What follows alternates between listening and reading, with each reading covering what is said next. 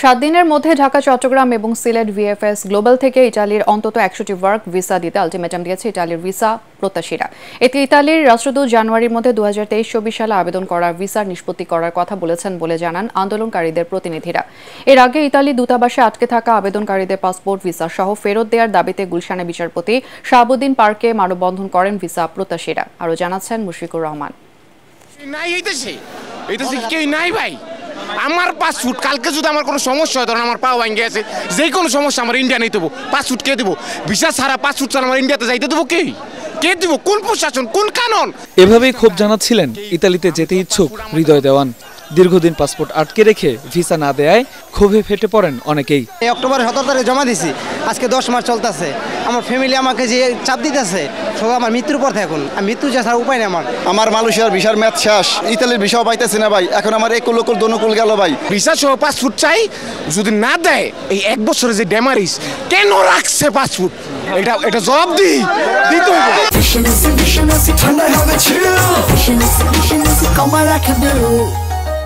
সকালে গুলশানের বিচারপতি শাহাবুদ্দিন পার্কে শান্তিপূর্ণ মানববন্ধন করেন ইতালিতে যেতে ইচ্ছুকরা। পরে ইতালি দূতাবাসের দিকে অগ্রসর হতে চাইলে বাধা দেয় সেনাবাহিনী সহ আইন শৃঙ্খলা রক্ষাকারী বাহিনী।